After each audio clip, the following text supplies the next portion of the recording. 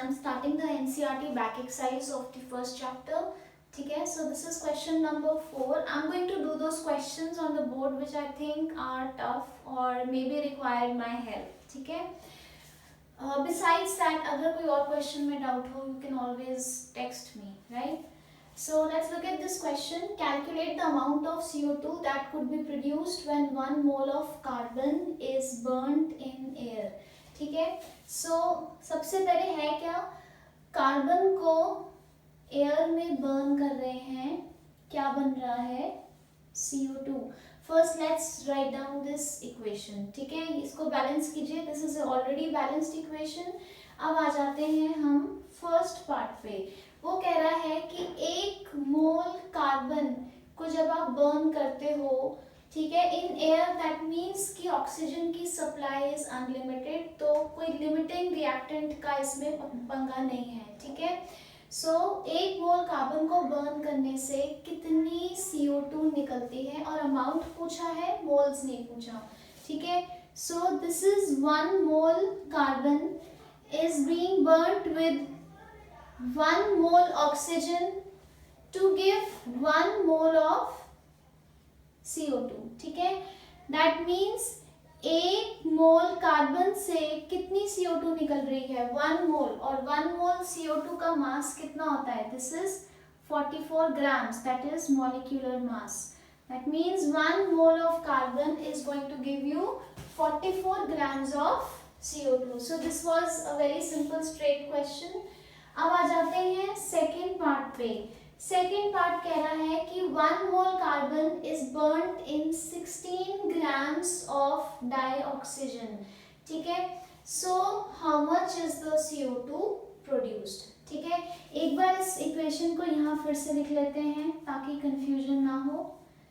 1 mole carbon कितना होता है, 12 ग्राम्स ही होता है ना. 12 ग्राम्स कार्बन को as per this equation, as per the balanced equation, कितना चाहिए, 32 ग्राम्स ऑक्सीजन चाहिए. ठीक है. 1 मोल का पूछा है ना, 1 mole is 12 grams, incidentally 1 mole ही है. So 12 grams carbon, that is 1 mole, requires 32 grams of oxygen. ठीक है. And to produce 44 grams of CO2. ठीक है. अब हम इसको सॉल्व करते हैं, क्योंकि यहाँ पे क्या दिया हुआ है, ये हमारे पास in the question this is 12 grams, that is 1 mole, but oxygen कितनी है हमारे पास, सिर्फ 16 ग्राम्स दी है. तो इसको यहाँ सॉल्व करेंगे. ठीक है. 12 grams of carbon, that is 1 mole, requires 32 grams of oxygen. ठीक है. But we have only 16 grams of oxygen. तो आपका O2 क्या हो गया, it is the limiting reactant. तो CO2 कितनी प्रोड्यूस होएगी. ठीक है. ये तो हमारे पास 12 ही है, लेकिन ये कितना है, 16 ग्राम्स. तो हम CO2 की क्वांटिटी किसकी हेल्प से निकालेंगे, हम लिमिटिंग रिएक्टेंट की हेल्प से निकालेंगे. So let's find out. ठीक है. 32 ग्राम्स अगर ऑक्सीजन होती हमारे पास, तो कार्बन डाइऑक्साइड कितनी बनती, 44 grams.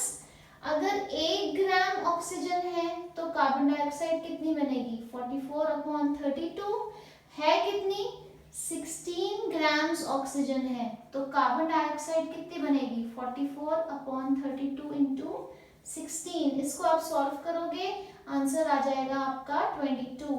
So 22 grams CO2 is going to be formed. ठीक है. तो यहाँ पे क्या आ गया आपका, 22 ग्राम्स. क्लियर है. Now let's come to the third part of this question.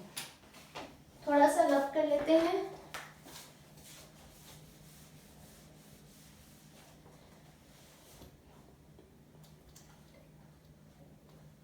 अब थर्ड पार्ट क्या कह रहा है, how much is the CO2 produced when 2 moles of carbon are burned in 16 grams of dioxygen. तो आपके पास कार्बन कितना है, 2 मोल्स, दैट इज 24 ग्राम्स. ठीक है. तो अब हम इसको अगेन स्टोइकियोमेट्री की इक्वेशन बन गई क्या इक्वेशन बन गई?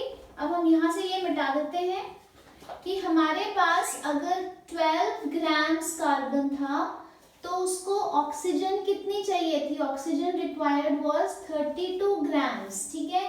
1 ग्राम कार्बन को कितनी ऑक्सीजन चाहिए थी? 1 ग्राम कार्बन को ऑक्सीजन चाहिए थी 32/12। तो 24 ग्राम्स कार्बन को ऑक्सीजन कितनी चाहिए थी?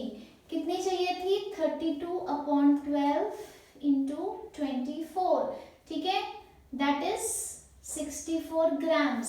वैसे तो आप कॉमन सेंस भी लगा सकते हो, अगर एक मोल दैट इज 12 ग्राम्स को 32 चाहिए तो 2 मोल जो उसका डबल है उसको कितनी चाहिए होगी? उसको चाहिए होगी 64 grams of oxygen.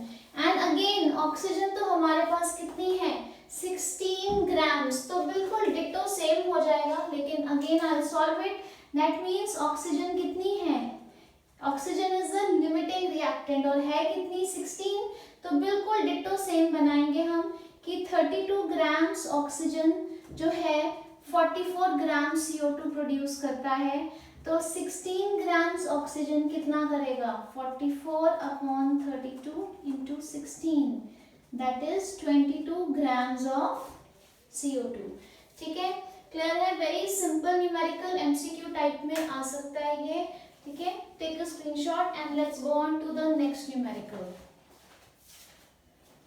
Now let's come on to the next numerical. Another very easy numerical. Calculate the mass of sodium acetate required to make 500 ml of 0.375 molar aqueous solution. ठीक है, और आपको मोलर मास भी दिया हुआ है sodium acetate का, बिल्कुल सिंपल है। So you have been given molarity. Molarity कितनी दी हुई है? 0.375 m. The volume is 500 ml. Molecular mass of sodium acetate is 82.0 grams per mole, that is 82.0, ठीक है। और आपसे पूछा है कि इतने मोलारिटी का सोल्यूशन बनाने के लिए आपको सोडियम एसिटेट लेना कितना है, ठीक है। I told you the formula, molarity is W over, so let's write here molarity, नहीं तो 2m हो जाएंगे। Molarity is W over mv, ठीक है। मोलारिटी कितनी दी हुई है आपको? 0.375 is W, that is what we need to find out. m is 82, volume is 500 ml, इसको आपने लीटर्स में कन्वर्ट किया, ठीक है। And we take everything this side.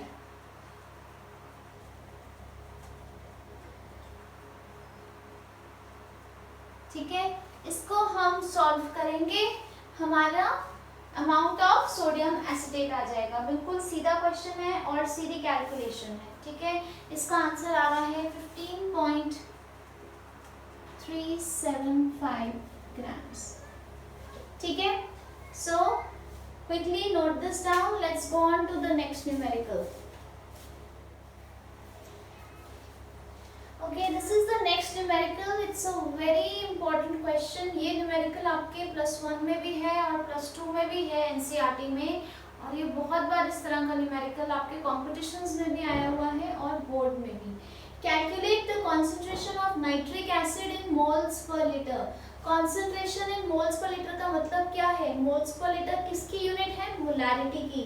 So what is asked is basically you need to find out the molarity, ठीक है। In a sample which has a density, आपको solution की डेंसिटी दी है 1.41 grams per millilitre and the mass percent of nitric acid is 69%। इसका मतलब क्या है? इसका मतलब है कि 100 ग्राम्स इज द सोल्यूशन, ठीक है, एंड 69 ग्राम्स उसमें नाइट्रिक एसिड है HNO3, कि अगर 100 ग्राम सोल्यूशन है, 100 हिस्से सोल्यूशन है, तो उसमें 69 units is nitric acid, that means the given mass is 69 grams, ठीक है। मोलारिटी का फॉर्मूला क्या होता है? Molarity is W over mv, ठीक है। W आपको दिया हुआ है 69 grams. Molecular mass nitric acid का निकाल लेंगे। वॉल्यूम कैसे निकालेंगे, आपको मास ऑफ सॉल्यूशन पता है दैट इज 100 ग्राम्स, डेंसिटी दी हुई है, वॉल्यूम निकाल लेंगे।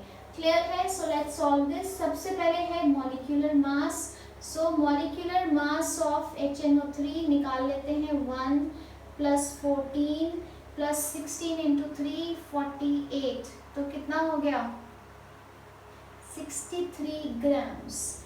ठीक है, अब आ जाते हैं density was mass per unit volume which implies your volume is mass over density.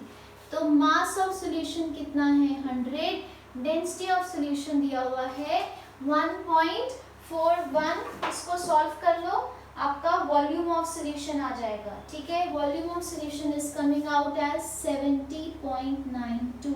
यहाँ पे ग्राम्स पर मिलीलीटर था, वॉल्यूम की यूनिट्स क्या आई मिलीलीटर। ठीक है, अब हमने मास और वॉल्यूम निकाल ली, इधर डाल देंगे हम। ठीक है, so your molarity is going to be W कितना है 69/m, m is 63।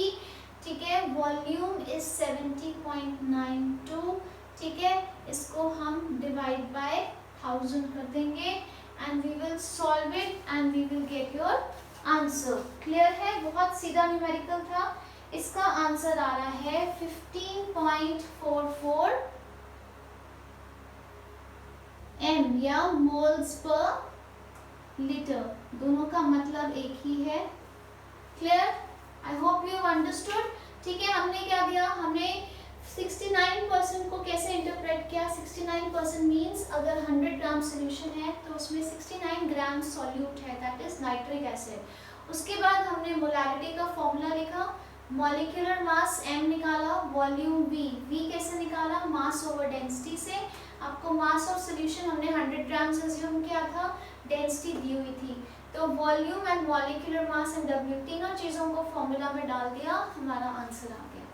Okay, now let's move on to next numerical. Density of methanol is 0.793 kgs per liter. What is the volume needed for making 2.5 liters of its 0.25 m solution? ठीक है, आपको molarity दिया हुआ है, volume of solution दिया हुआ है। आपको पूछा है इतनी मोलैरिटी वाला सोल्यूशन बनाने के लिए कितनी मिथेनॉल चाहिए, पर थोड़ा सा ट्विस्ट क्वेश्चन में क्या है, मिथेनॉल इन ग्राम्स नहीं पूछा, आपको वॉल्यूम ऑफ मिथेनॉल पूछा है। ठीक है, so amount of solute W की जगह वॉल्यूम ऑफ सोल्यूट पूछा है। करना वही है, मोलैरिटी के फॉर्मूला से W निकालना है, that is the mass of the solute that is required, और फिर डेंसिटी के फॉर्मूला से हमने उसकी वॉल्यूम निकाल लेनी है। So let's solve it. So molarity का सबसे पहले फॉर्मूला लिख लेते हैं, इज W/mv। ठीक है, मोलैरिटी आपको दी हुई है, कितनी है 0.25 m, वॉल्यूम आपको ऑलरेडी लीटर्स में दी हुई है 2.5 litres.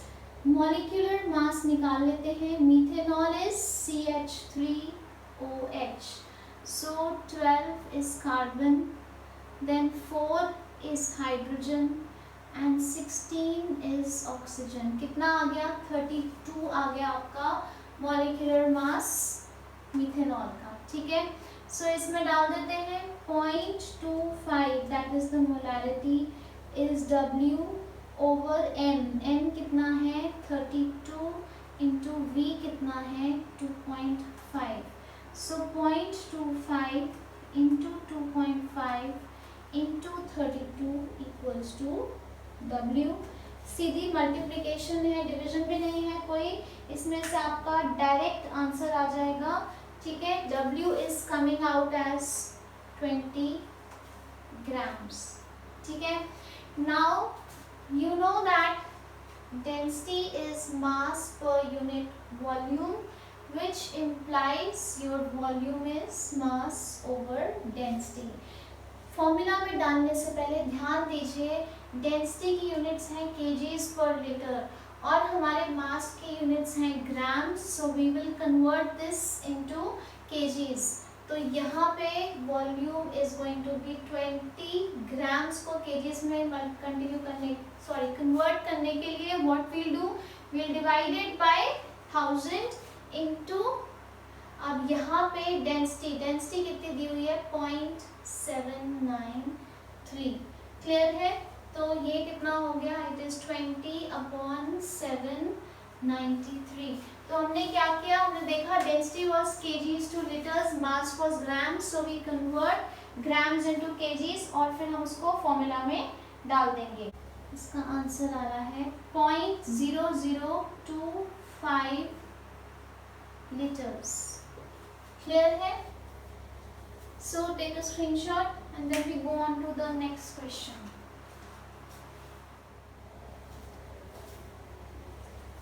Okay, now another important numerical. This numerical is also present in your +2 NCERT and +1 NCERT. It's very important.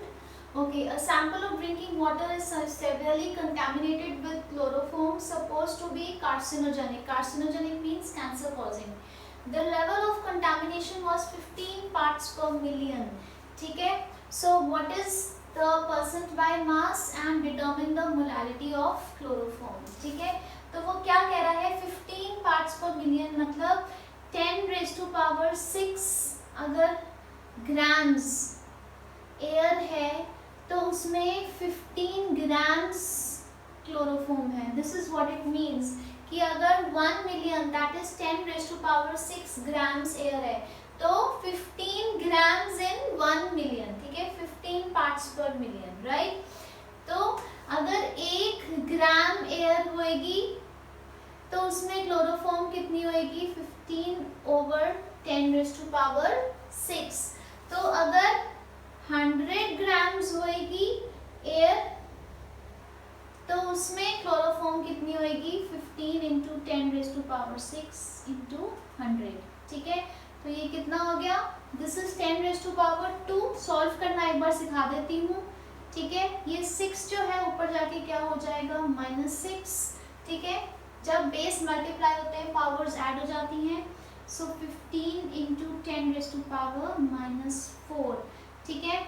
Now this is grams. अब पूछा क्या है, why did I find it, इसका मतलब क्योंकि परसेंट में निकालना था तो अगर 100 ग्राम्स एयर है तो उसमें इतने ग्राम्स क्लोरोफॉर्म है, मतलब क्लोरोफॉर्म कितनी परसेंट है 15×10⁻⁴%, because percent means out of 100, clear. तो ये आपका पहला हिस्सा हो गया कि क्लोरोफॉर्म कितनी है 15×10⁻⁴%। Next is molality. मोलैलिटी का फॉर्मूला लिख लेते हैं, number of moles of solute over mass of solvent in kgs, ठीक है। तो लेट्स सॉल्व दिस। थोड़ा सा ऊपर का ये मिटा लेते हैं।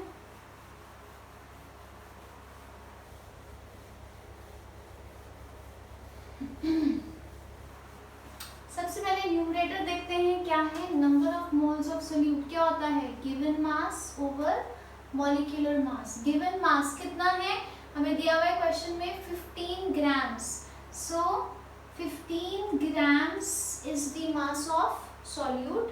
Molecular mass of chloroform, ठीक है, कर लेते हैं 12 plus hydrogen is 1 and chlorine is 35.5 into 3। इसको सॉल्व करोगे आपका आ जाएगा 119.5, ठीक है।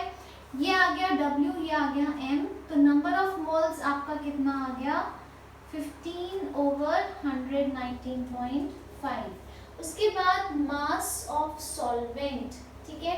Now you know that mass of solution कितना दिया हुआ था 10⁻⁶ ग्राम्स। तो मास ऑफ सॉल्वेंट क्या होता है, mass of solvent is mass of solution minus mass of solute, that is 10⁻⁶ minus 15 ये नियरली इक्वल टू 10⁻6 ही आ जाएगा। अगर 1 मिलियन ग्राम्स में से मैं 15 ग्राम्स निकाल दूं तो उसमें हार्डली कोई फर्क पड़ता है। So this is this symbol, I am just going to write it neatly, this is, it means nearly equal to 10⁻6। ठीक है, तो अब हम यहाँ मोलैलिटी के फॉर्मूला में डाल लेते हैं। तो number of moles of solute कितना था, 15/119.5, और यहाँ पे आ जाएगा मास ऑफ सॉल्वेंट। ठीक है, दिस इज इन ग्राम्स, और मोलैलिटी में आपको किस में चाहिए होता है, इन केजीज। सो डिवाइड बाय 1000 या 10⁻3। ठीक है, इसको हम सॉल्व कर लेंगे, हमारा आ जाएगा मोलैलिटी ऑफ द सॉल्यूशन। ठीक है, इसका आंसर आ रहा है 1.25 इंटू 10⁻⁻4 m। क्लियर है, small m is the SI unit for molality.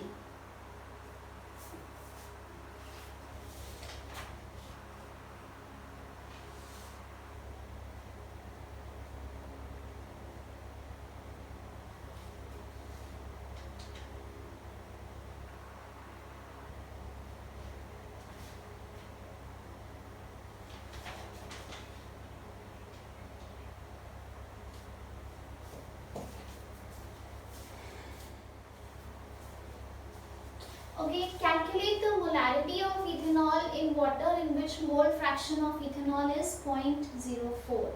ठीक है, now in this question आपको इथेनॉल की मोल फ्रैक्शन दी हुई है। ठीक है, इसमें हम assumption ले लेते हैं कि हम 1 लीटर सॉल्यूशन ले रहे हैं। ठीक है, अब इथेनॉल आप देख रहे हो 0.04 बहुत कम है।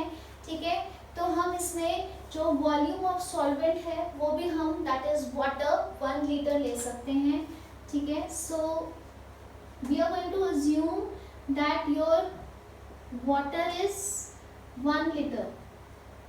ठीक है, राइट, अगर उसमें पानी 1 लीटर है that is 1 litre water is 1000 grams. ऐसा क्यों है, क्योंकि एक पानी जो है प्योर वाटर, उसकी डेंसिटी होती है 1 ग्राम पर सेंटीमीटर क्यूब। ठीक है, तो अगर आप उसको डेंसिटी के फॉर्मूला से सॉल्व करोगे तो 1 लीटर पानी का मास कितना होता है, 1000 ग्राम्स। ठीक है, तो number of moles of water कितना हो जाएगा, given mass over molecular mass. हमने अज्यूम किया कि हमने 1 लीटर सोल्यूशन लिया, मतलब पानी जो था उसमें नियरली 1 लीटर था और उसका मास कितना हो गया, 1000 ग्राम्स, और मॉलिक्यूलर मास इज 18। इसका आंसर आता है 55.55 मोल्स। ठीक है, इस रिजल्ट को आप बाय हार्ट याद कर लीजिए। बहुत सारे न्यूमेरिकल्स में आप जब ऐसे न्यूमेरिकल्स आते हैं, so you don't have time in competitions to find out, you should know 1 litre of pure water has 55.55 moles. ठीक है, बाय डिफॉल्ट ये डायरेक्ट MCQ भी आ जाता है। ठीक है, so 1 litre of pure water has 55.55 moles of water. Clear है, so now mole fraction of ethanol is number of moles of ethanol over number of moles of ethanol plus number of moles of water। आपको mole fraction दी हुई है 0.04, number of moles of ethanol आपको नहीं पता, आप x ले लो, तो क्या होएगा x अपॉन x प्लस 55.55। इस क्वेश्चन को आप solve for x in this simple maths problem बन गई है। ठीक है, इसको सॉल्व करके आपके x की वैल्यू आ जाएगी 2.31। ठीक है, now this is the number of moles of ethanol in 1 litre solution. तो ये बाय डिफॉल्ट क्या हो गई, molarity, because what is molarity, number of moles of solute over volume of solution in litres. तो 1 litre solution में 2.31 moles आपका ethanol है। So this will become the, इतने मोल्स इथेनॉल है। ठीक है, in 1 litre solution this will automatically become the molarity. This is also the definition of molarity. ठीक है, so you can take note of this. Let's move on to the next numerical. let's look at this numerical. This is one of my favorite numericals. Lot of concepts are tested in this single numerical. A welding fuel gas contains carbon and hydrogen. तो सबसे पहला idea आपको यहीं से हो गया कि जो हमारा कंपाउंड है जिसकी बात कर रहे हैं उसमें क्या है, कार्बन है और हाइड्रोजन है. Only burning a small sample of it in oxygen gives 3.38 grams of carbon dioxide. ठीक है, इसको जब बर्न करते हैं तो इसका कार्बन वाला हिस्सा ऑक्सीजन के साथ बर्न करके आपको कार्बन डाइऑक्साइड देता है कितनी, 3.38 ग्राम्स. ठीक है, एंड 0.690 ग्राम्स ऑफ वाटर. और जो इसमें हाइड्रोजन वाला हिस्सा है वो ऑक्सीजन के साथ बर्न करके आपको वाटर देता है, कितना देता है, 0.690 ग्राम्स ऑफ वाटर. ठीक है, and no other products. A volume of 10 liters of this welding gas is found to weigh 11.6 grams. ठीक है, जो ये वाला हिस्सा है ये आपको फिर से उसके बारे में बता रहा है एट एनटीपी कि 10 लीटर जो है इसका उसका वेट है 11.6 ग्राम्स. तो जो 22.4 लीटर्स का वेट होएगा वो इस चीज का क्या हो जाएगा, molecular mass. So this thing is given to calculate molecular mass. Calculate the empirical formula, molecular mass and molecular formula of the gas. Clear है आपको? Okay. Now let's look at this question. इसको आपने कैसे solve करना है. ठीक है, so हम शुरू करते हैं. सबसे पहले जो है हम एम्पेरिकल फॉर्मूला निकालेंगे. मॉलिक्यूलर मास जो है वो तो आपका यहीं से आ जाएगा. ठीक है, तो हम आते हैं एम्पेरिकल फॉर्मूला पे. ठीक है, जो आपकी कार्बन डाइऑक्साइड है, ठीक है, अगर वो 44 ग्राम्स है उसमें कार्बन वाला हिस्सा कितना होता है, carbon is 12 grams. 44 grams carbon dioxide में कार्बन का हिस्सा कितना होता है, 12 ग्राम्स. ठीक है, which means 1 gram carbon dioxide में कार्बन कितना हुआ, 12/44, which means कि अगर मेरी कार्बन डाइऑक्साइड 3.38 ग्राम्स थी तो उसमें कार्बन कितना हुआ, 12/44 इंटू 3.38 ग्राम्स. ठीक है, क्लियर है. तो हमने एक एनालॉजी बना ली कि 44 ग्राम्स कार्बन डाइऑक्साइड में 12 ग्राम्स कार्बन है, तो उस फ्यूल को बर्न करने से टोटल कितनी कार्बन डाइऑक्साइड निकली थी, 3.38. तो 3.38 ग्राम्स कार्बन डाइऑक्साइड में कितना कार्बन है, इसको सॉल्व कर लो. आपका आंसर आ रहा है इसमें 0.9218 ग्राम्स कार्बन. क्लियर है. उसके बाद सिमिलरली हम वाटर में देखते हैं कि 18 grams, that is 1 mole of water, has how much of hydrogen? It has 2 grams of hydrogen. तो 1 ग्राम में कितना हुआ, 2/18. और पानी निकला कितना उस फ्यूल को बर्न करने से, 0.690 ग्राम्स. अगर इतना पानी है तो उसमें हाइड्रोजन कितना हुआ, सो 2/18 इंटू 0.690. क्लियर है. इसको सॉल्व कर लो, आपके पास वाटर का मास आ जाएगा. वाटर का मास आ रहा है 0.0766. इसको सॉल्व करके. ठीक है, अब हमें एम्पेरिकल फॉर्मूला के लिए क्या चाहिए, परसेंटेज. ठीक है, फ्यूल में इतना कार्बन है, इतना हाइड्रोजन है. आगे हम क्या कर सकते हैं, तो टोटल मास ऑफ फ्यूल कितना हो गया, 0.9218 प्लस 0.0766, क्योंकि फ्यूल में है ही सिर्फ कार्बन और हाइड्रोजन. ठीक है, इसको सॉल्व कर लेंगे. इसको सॉल्व करके आ रहा है 0.9984 ग्राम्स. ठीक है, यहाँ तक समझ आ गया. अब परसेंटेज ऑफ कार्बन कितनी है, कैसे निकालेंगे, सिंपल परसेंटेज का ही प्रॉब्लम है ये. So percentage of carbon in the fuel कितना हो जाएगा, कार्बन वाला हिस्सा कितना था, 0.9218 ओवर टोटल मास कितना है 0.9984 इंटू 100, ठीक है। Mass of carbon over total mass into 100, इसको सॉल्व करके आ रहा है 92.33%। और परसेंटेज ऑफ हाइड्रोजन कैसे आ जाएगा, हमें इतना बड़ा सॉल्व नहीं करने की जरूरत पड़ेगी। 100 माइनस 92.33, क्योंकि again I am repeating there are only 2 elements, ठीक है। तो ये कितना आ रहा है 7.67%।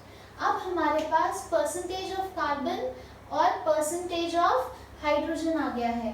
तो अब हम क्या कर सकते हैं, हम एम्पेरिकल फॉर्मूला का टेबल बना लेते हैं और इससे एम्पेरिकल फॉर्मूला निकाल सकते हैं, ठीक है। I hope you have not forgotten इसको कैसे निकालते थे, ठीक है। So let's take it out. सबसे पहले वाले कॉलम में आता था आपका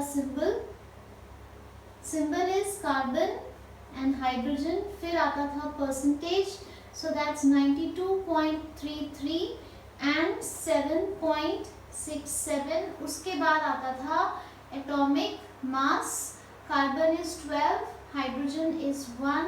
उसके बाद आता था आपका atomic ratio 92.33 divide by 12 and 7.67 divide bye 1। Atomic ratio क्या होती है, percentage upon atomic mass, clear है।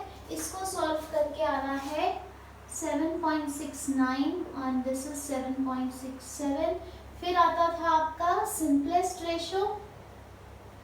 सिंपलेस्ट रेशो कैसे निकालते हैं, दोनों रेशोज में से जो छोटी है उससे दोनों को डिवाइड कर देते हैं। So this is 7.69 divide by 7.67 nearly equal to 1, ठीक है। And 7.67 divide by 7.67 this is 1।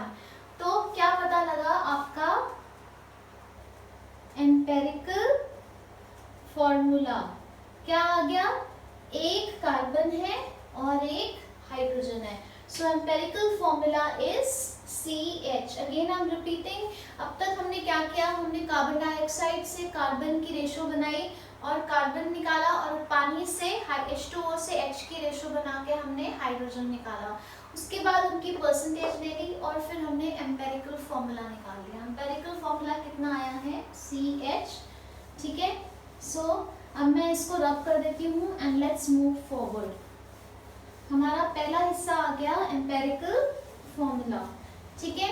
Now the empirical formula has come.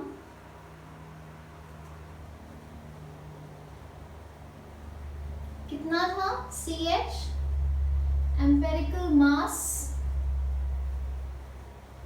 कितना हो जाएगा 12 प्लस 1 13, ठीक है। Now let's take out the molecular mass. कैसे करेंगे, 10 liters of gas at NTP is weighing how much 11.6 grams, ठीक है। तो 1 लीटर कितना वे करेगी 11.6 डिवाइड बाय 10, ठीक है। तो 22.4 liters of gas at NTP कितना वे करेगी, so 11.6 divide by 10 is 1.16 into 22.4, ठीक है। It's a very simple straight multiplication, ठीक है। It's coming out as 25.98, that is nearly equal to 26 grams, ठीक है। हमने क्यों किया, क्योंकि हमें मॉलिक्यूलर मास चाहिए था। और 22.4 लीटर्स ऑफ गैस क्या होती है, इट इज 1 मोल एंड 1 मोल का मास कितना होता है मॉलिक्यूलर मास। तो जो 22.4 लीटर्स गैस का मास होएगा एट NTP वो उसका मॉलिक्यूलर मास होगा, ठीक है। So now the molecular mass is 26 grams, ठीक है। तो मॉलिक्यूलर मास 26 है और एम्पेरिकल मास 13 है, ठीक है। अब हम आते हैं तीसरी चीज मॉलिक्यूलर फॉर्मूला, उसके लिए निकालेंगे n फैक्टर। n फैक्टर क्या होता है आपका मॉलिक्यूलर मास ओवर एम्पेरिकल मास, इजी। 26 अपॉन 13 कितना हुआ 2, सो मॉलिक्यूलर फॉर्मूला क्या होता है, n into empirical formula. I am writing down the formulas again and again ताकि आपको याद रहे, आप जितनी बार लिखोगे आपको याद होंगे।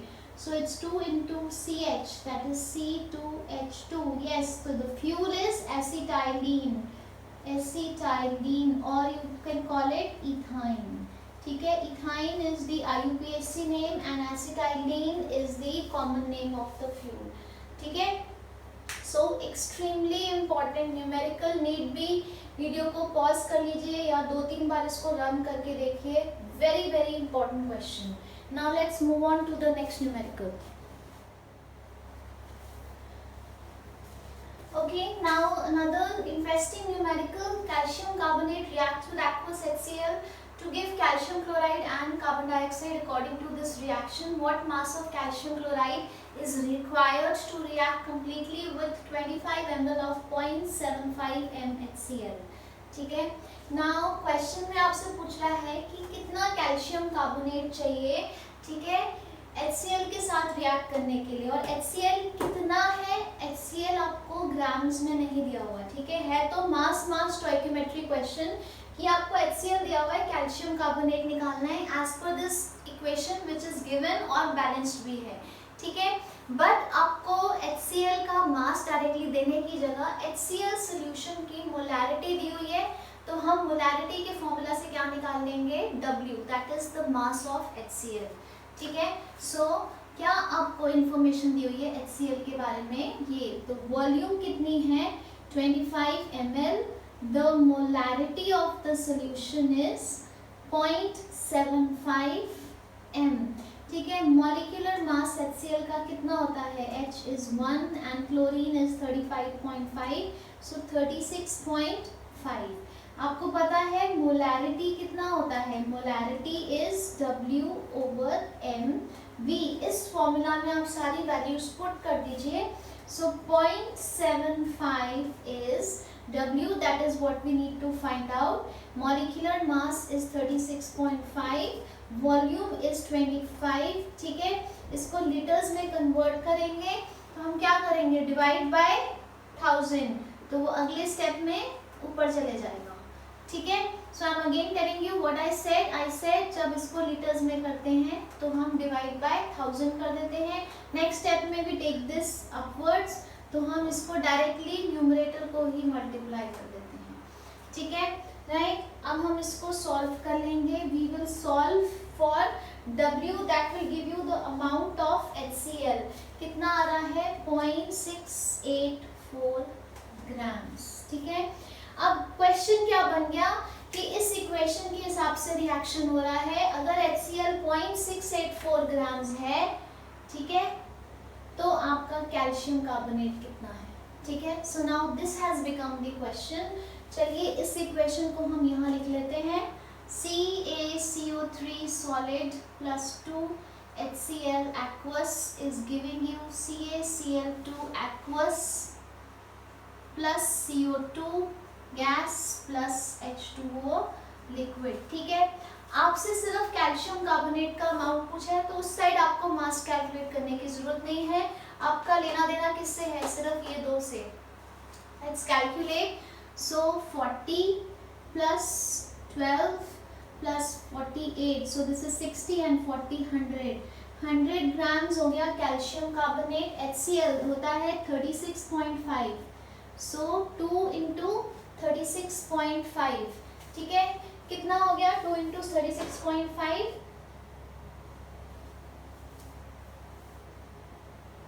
ये हो गया आपका 36 टू 72 एंड 173 ग्राम्स, ठीक है। तो अगर ये 0.684 है तो ये कितना है, समझ आ गया आपको क्वेश्चन। मोलैरिटी के फॉर्मूला से हमने HCl का अमाउंट निकाल लिया और अब हमने स्टोइकियोमेट्री लगा के कैल्शियम कार्बोनेट निकालना है। तो 73 grams of HCl reacts with how much, 100 grams calcium carbonate. तो 1 ग्राम HCl किसके साथ करेगा, 100/73, तो 0.684 grams of HCl will react with reacts with how much? 100 upon 73 into 0.684 grams of, ठीक है। तो अगर 73 ग्राम्स 100 के साथ करता है तो एक कितने के साथ करेगा? 100 अपॉन 673। तो 0.684 किसके साथ करेगा? 100 अपॉन 73 इंटू 0.684, ठीक है। इसको सॉल्व कर लीजिए, आपका आंसर आ रहा है 0.94 ग्राम्स, ठीक है। ये आ गया आपका कैल्शियम कार्बोनेट, ठीक है। So the next question, question 36 is a simple stoichiometry question, वो आप खुद ट्राई करेंगे। So I have picked up all the numericals जो मुझे लगा कि थोड़े से न्यू हैं आपके लिए, and I have solved them. Now your job is to solve the complete 36 numericals of NCERT.